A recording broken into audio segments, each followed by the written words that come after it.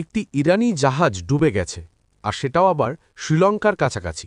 এর সঙ্গে ভারতের কি সম্পর্ক রয়েছে, আর কেন বলা হচ্ছে যে এই যুদ্ধ এবার ভারতের দরজায় পৌঁছে যেতে পারে? আর কি এবার ইরানের বিরুদ্ধে পাকিস্তান সহ অনেক দেশ একজোট হয়ে কোনো বড় পদক্ষেপ নিতে চলেছে? জিওপলিটিক্সে এই মুহূর্তে অনেক কিছুই ঘটছে। সবসময়ের মতো ওয়ার্ল্ড পলিটিক্সের এই এপিসোডে জানতে পারবেন অনেক কিছু, তাই ভিডিওটি শেষ পর্যন্ত অবশ্যই দেখবেন। আমেরিকা, ইসরায়েল এবং ইরানের এই সংঘাত এখন ধীরে ধীরে আরও গভীর হয়ে উঠছে। স্ট্রেইট অফ হরমুজ, এই গুরুত্বপূর্ণ সমুদ্রপথকে ঘিরে ইরান একটি বড় ঘোষণা করেছে। ইরান বলেছে, এখন থেকে শুধুমাত্র চীনের জাহাজগুলোই এই পথ দিয়ে যাওয়ার অনুমতি পাবে। অর্থাৎ প্রশ্ন উঠছে, চীন কি এই যুদ্ধে ইরানের পাশে দাঁড়িয়ে গেছে? আর যদি সত্যিই তা হয়, তাহলে এই যুদ্ধ অনেক দীর্ঘ সময় ধরে চলতে পারে, এটাও বোঝা যাচ্ছে। এদিকে প্রথমবার এমন একটি খবর সামনে এসেছে যে ইসরায়েলি বাহিনী দাবি করেছে তারা ইরানের একটি যুদ্ধবিমান ইয়াক 130 ভূপাতিত করেছে। স্ক্রিনে আপনি দেখতে পাচ্ছেন তাদের পক্ষ থেকে যে দাবি করা হয়েছে। আইডিএফ বলছে, শনিবার যখন এই যুদ্ধ শুরু হয়েছিল তখন প্রথম ফাইটার জেট ডগ ফাইটে তাদের F-35I ইরানের ইয়াক 130 যুদ্ধবিমানটিকে গুলি করে ভূপাতিত করেছে। আইডিএফ এটিকে তাদের বিমানবাহিনী এবং যুদ্ধবিমানের জন্য একটি বড় সাফল্য বলে দাবি করেছে। ইসরায়েল বলেছে, এই প্রথমবার তাদের F-35 আদির ফাইটার জেট কোনো মানুষবাহী বিমানকে গুলি করে নামিয়েছে। এদিকে ইরানে পঞ্চম দিনেও ইসরায়েল এবং আমেরিকার হামলা চলতে থাকছে। ইরানের রাজধানী তেহরান এবং আরও কয়েকটি শহরে বিস্ফোরণের শব্দ শোনা গেছে। অন্যদিকে ইরানও পাল্টা জবাব দিচ্ছে এবং তারা ক্ষেপণাস্ত্র হামলা চালিয়েছে। ইসরায়েলি সেনাবাহিনী বলেছে, ইরানের দিক থেকে আসা ক্ষেপণাস্ত্র আক্রমণ ঠেকাতে তাদের এয়ার ডিফেন্স সিস্টেম সক্রিয় করা হয়েছে। এখন বড় প্রশ্ন হল, এই যুদ্ধ কি দীর্ঘ সময় ধরে চলতে পারে? আমেরিকার প্রেসিডেন্ট ডোনাল্ড ট্রাম্প আগেই বলেছেন, এই যুদ্ধ 1 মাস বা তারও বেশি সময় ধরে চলতে পারে। অন্যদিকে ইসরায়েলের একটি মিডিয়া উইং আছে। তাদের এই টুইটটি দেখুন। তাদের দাবি হল, উপসাগরীয় দেশগুলো এবং পাকিস্তান ইরানের বিরুদ্ধে একসাথে আসতে পারে।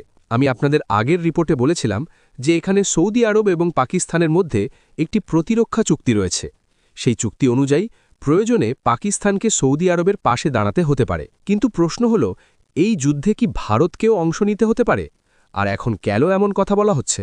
আমেরিকা এবং ইসরায়েলের সঙ্গে যুদ্ধের মধ্যেই ইরানের নৌবাহিনীর একটি ডেস্ট্রয়ার জাহাজ আরিশ ডেনা ভারতের প্রতিবেশী অঞ্চলের কাছাকাছি ডুবে যাচ্ছে। শ্রীলঙ্কার পররাষ্ট্রমন্ত্রী বলেছেন, শ্রীলঙ্কার সেনাবাহিনী তাদের জলসীমায় ডুবে যাওয়া এই ইরানি জাহাজ থেকে ৩০ জনকে উদ্ধার করেছে। তবে জানা গেছে, এই ইরানি ফ্রিগেটের মোট ১৮০ জন ক্রু সদস্য ছিলেন। শ্রীলঙ্কার পররাষ্ট্রমন্ত্রী জানিয়েছেন, বুধবার এই জাহাজটি দ্বীপদেশের জলসীমার ঠিক বাইরে ডুবতে শুরু করেছিল। জাহাজটি কেন ডুবছিল এই বিষয়ে তখনই কোনো পরিষ্কার তথ্য দেওয়া হয়নি। তবে হেরাত বলেছেন, আহত নাবিকদের দেশের দক্ষিণ অঞ্চলের একটি হাসপাতালে নিয়ে যাওয়া হয়েছে। ১৮০ জন ক্রু নিয়ে থাকা এই ইরানি ফ্রিগেটটি ভোরবেলা সাহায্যের জন্য জরুরি বার্তা পাঠিয়েছিল। শ্রীলঙ্কার পররাষ্ট্রমন্ত্রী সংসদে জানিয়েছেন, উদ্ধার অভিযানের জন্য শ্রীলঙ্কার নৌবাহিনীর 2টি জাহাজ এবং একটি বিমান মোতায়েন করা হয়েছে।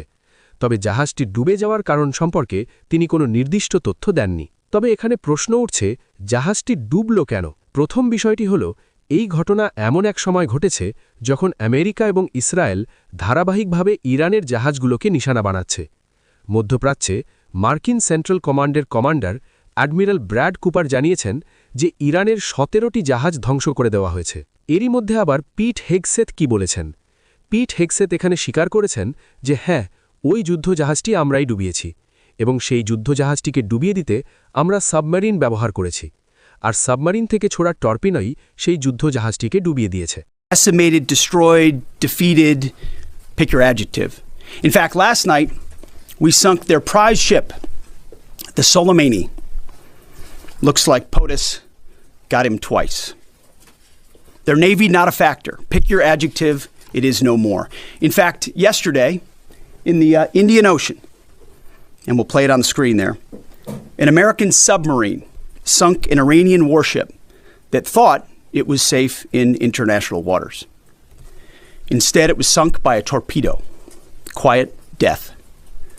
The first sinking of an enemy ship by a torpedo since World War II. Like in that war, back when we were still the War Department, we are fighting to win. Also, yesterday, The leader of the unit who attempted to ascend এটা নিজের মধ্যেই এক ধরনের চিন্তার পরিস্থিতি শুরু হয়ে গেছে। কেন এটি চিন্তার বিষয় হয়ে দাঁড়িয়েছে? কারণ যদি এই অ্যাকশন হয়ে থাকে তাহলে সেটি হয়েছে ভারত মহাসাগরের জলে।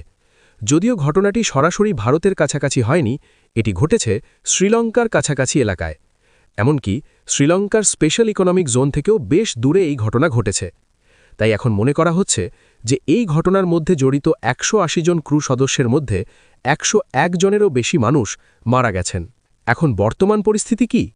বলা হচ্ছে এই জাহাজটি ভারতে হওয়া একটি মাসরিক মহড়া শেষ করে সেখান থেকে ফিরে যাচ্ছিল। এখন প্রশ্ন উঠছে, এই পরিস্থিতি কি ভবিষ্যতে ভারতের বন্দর পর্যন্ত গিয়ে পৌঁছতে পারে? এর পেছনে একটি বড় কারণ রয়েছে। সেই কারণ হল ভারত আমেরিকার সঙ্গে লেমোয়া এবং কমকাসার মতো গুরুত্বপূর্ণ মাসরিক চুক্তি সই করেছে। এই চুক্তিগুলির অর্থ হল ভারতের বন্দরগুলি প্রয়োজনে আমেরিকা ব্যবহার করতে পারবে এবং একইভাবে পৃথিবীর বিভিন্ন জায়গায় থাকা আমেরিকার ঘাঁটিগুলো থেকেও ভারতীয় জাহাজ সহায়তা পেতে পারবে। সম্ভবত ভারত তখন এত দূরের পরিস্থিতির কথা ভাবেনি। যদি আপনি দেখেন, আমেরিকার সামরিক ঘাঁটি পৃথিবীর প্রায় সব জায়গায় ছড়িয়ে রয়েছে। সেই দিক থেকে দেখলে ভারতের জন্য এই চুক্তি লাভজনক ছিল এবং অনেকটাই চীনকে মাথায় রেখেই ভারত এই চুক্তিগুলি করেছিল। কিন্তু এখন যখন দেখা যাচ্ছে ইরান তার সামুদ্রিক অঞ্চলের আশেপাশে আমেরিকার জাহাজগুলোকেই লক্ষ্য করে হামলা শুরু করেছে, তখন এমন আশঙ্কা তৈরি হয়েছে যে আমেরিকার যুদ্ধজাহাজগুলো ভারতের জলসীমার কাছাকাছি এলাকায় এসে পড়তে পারে। মার্কিন প্রতিরক্ষা বিশেষজ্ঞদের মতে ইরানের পাল্টা আক্রমণের কারণে আমেরিকার নৌবাহিনী ধীরে ধীরে ভারতের কাছাকাছি এলাকায় চলে এসেছে। অন্যদিকে যদি ভারতীয় বিশেষজ্ঞদের কথা বলা হয়, তাহলে যেমন স্ক্রিনে আপনি একটি টুইট দেখতে পাচ্ছেন, জোরাওয়ার দৌলত সিং বলেছেন যে ইরানের হামলার মুখে পড়ে থাকা একটি মার্কিন যুদ্ধজাহাজ এখন ভারতের জলসীমার একেবারে কাছাকাছি অবস্থান করছে।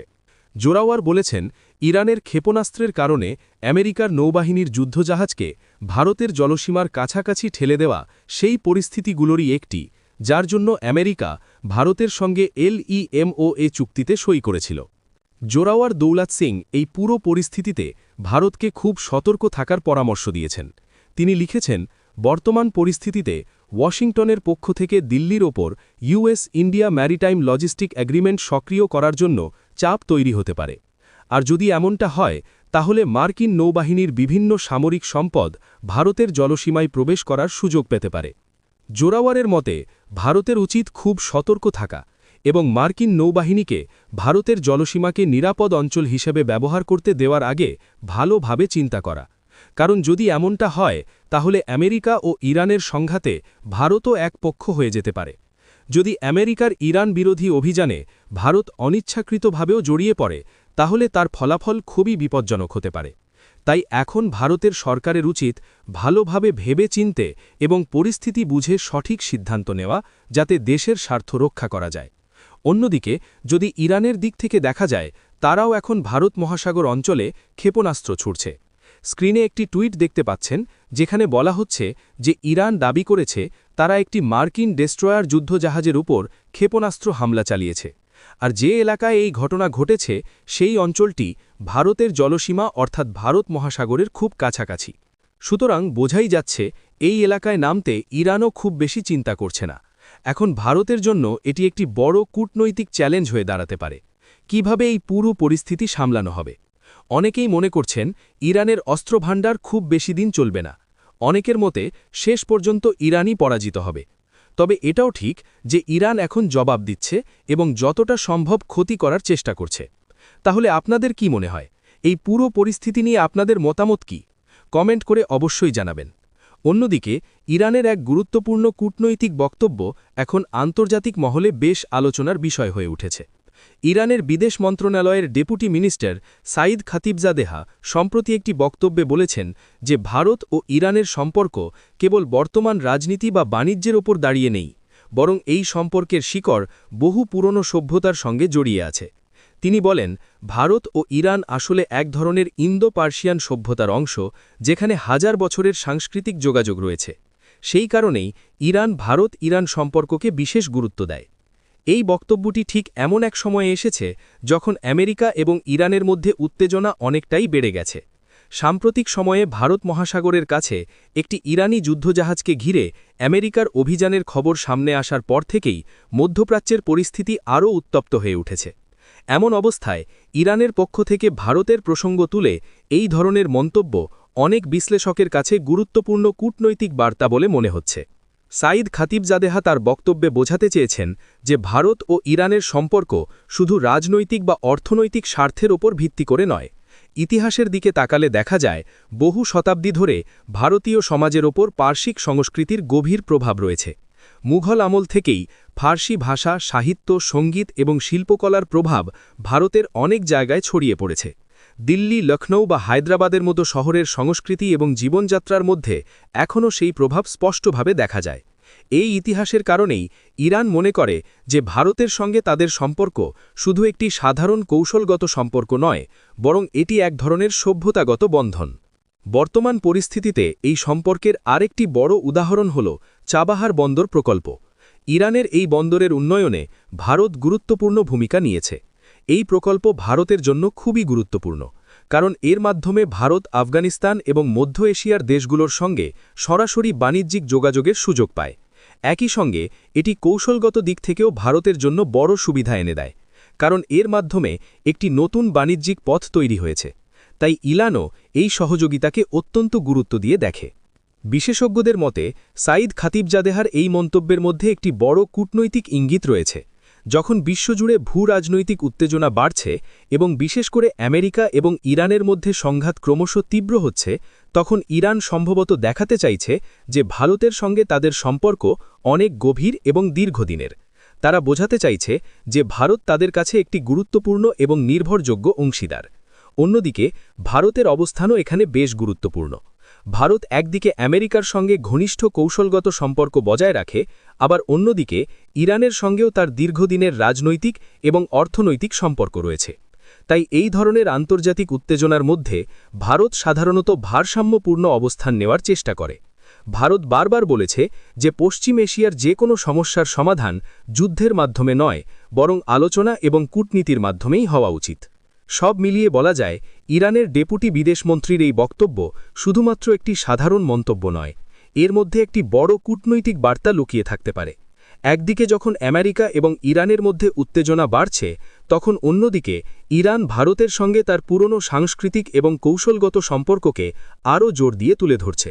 এখন দেখার বিষয় যে আগামী দিনে এই কথাগুলো শুধু কূটনৈতিক বক্তব্য হিসেবেই থাকবে, নাকি সত্যি ভারত ও ইরানের সম্পর্ক নতুনভাবে আরও শক্তিশালী হয়ে উঠবে।